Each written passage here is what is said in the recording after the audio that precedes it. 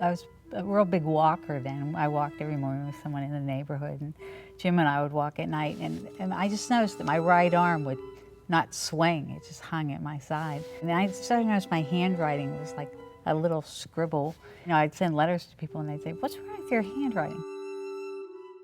I kind of started hiding from people because I didn't want them to see that I had something wrong with me because I didn't know what it was, and it was a pretty bad time.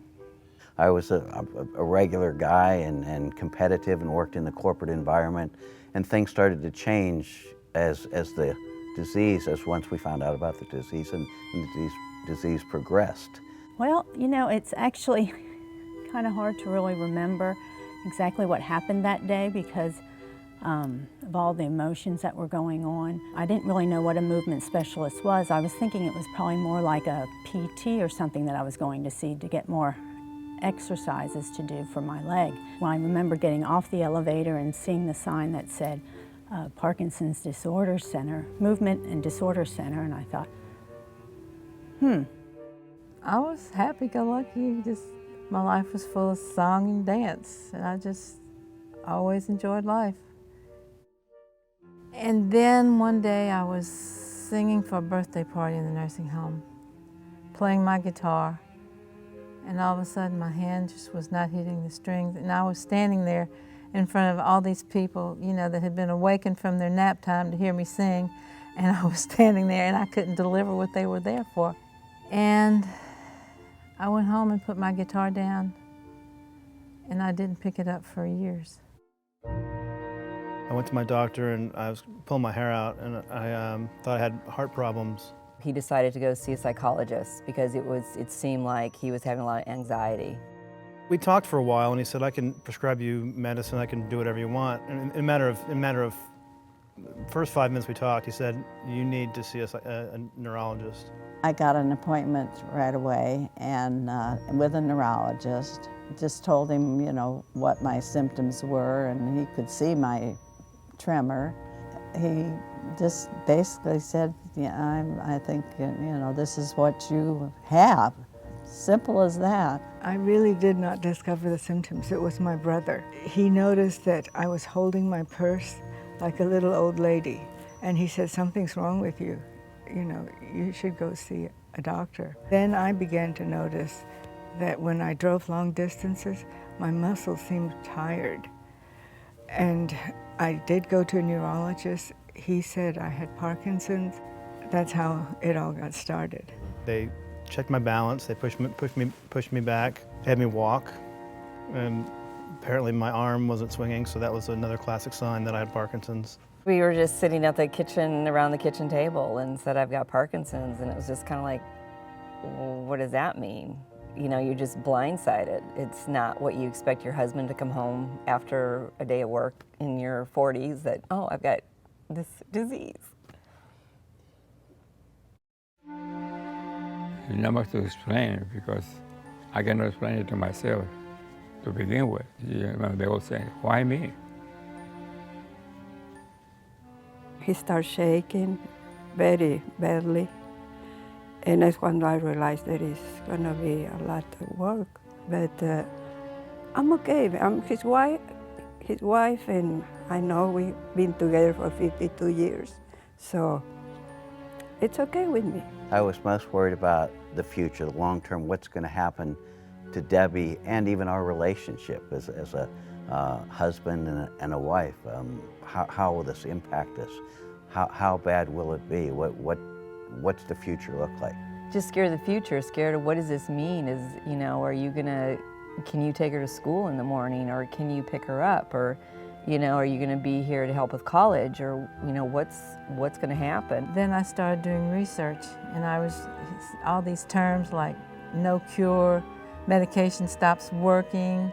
Well, the first time we went to the doctor together, that was pretty strange because we were the youngest people in the waiting room. There's something great in knowing that you're making a difference, you know, that you're able to assess a need and you know, fill it. Of course, this is very easy for me to say that, you know, hey, it's Parkinson's. It's not the end of the world. You know, I say, you may look at somebody and go, oh my gosh, they've had 20 years with this disease. Eventually you're gonna look at them and go, oh my gosh, they've had 20 years with this disease. And 20 years lets you see your children graduate from college, and lets you see your children have their children, and it lets you see their children get through high school and graduate high school. This person has had Parkinson's for 20 years, and they're still going to groups, and they're still doing the things that they love to do, and they're still engaged with their family and friends, and they still have a life full of challenges, but it's still a life. And I think that in any case, that beats the alternative.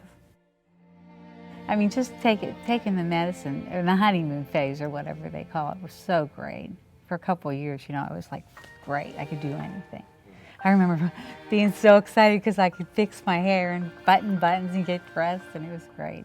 You know, having Parkinson's, it's no picnic, but I feel like it's part of my destiny, and having the opportunity to share it with people has been a blessing to me.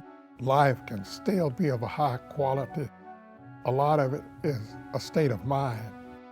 You can inspire yourself and also inspire others. A lot of good people in my connection now that I feel good about the future.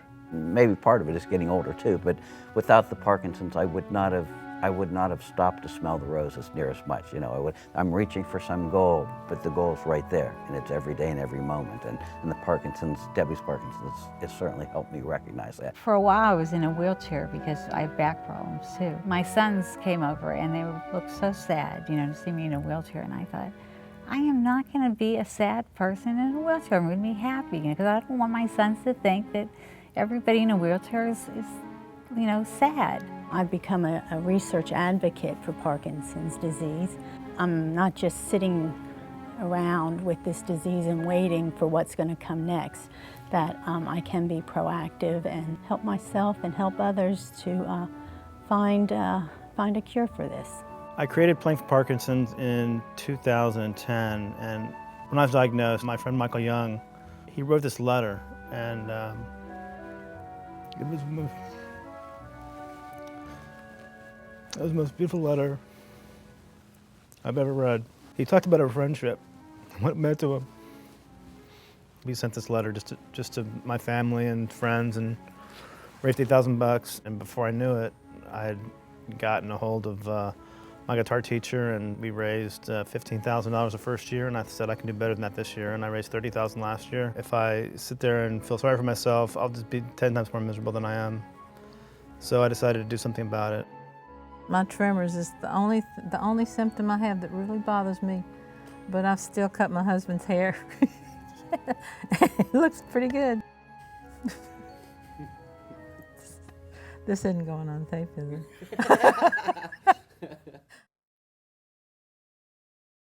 You want my Parkinson's song? Yeah. Oh, I'm sitting down. Okay, I'm not easy. I've got the big P, but it don't have me. That's one thing for sure. I was born to fight and I was born to win, and I won't be giving in. Now I might shake and I might stumble, but you can bet that I'll never crumble. I can still sing and I can still dance and wear my happy pants. Now I might be slowing, but I'm still going. I'm not ready to quit.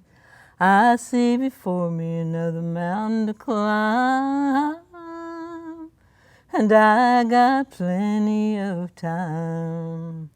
And I'll spare you the yodeling. My name is Dotti Visosky, and I am the face of Parkinson's. My name is Guillermo and Reyes, and I'm the face of Parkinson's. My name is Kathy Smith, and I am the face of Parkinson's.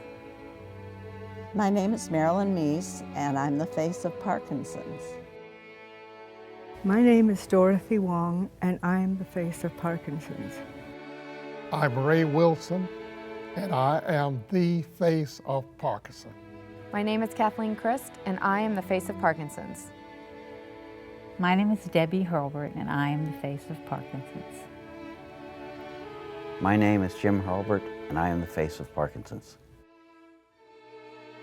My name is Doug Benzouly, and I am the face of Parkinson's. My name is Cindy Sather, and I am the face of Parkinson's.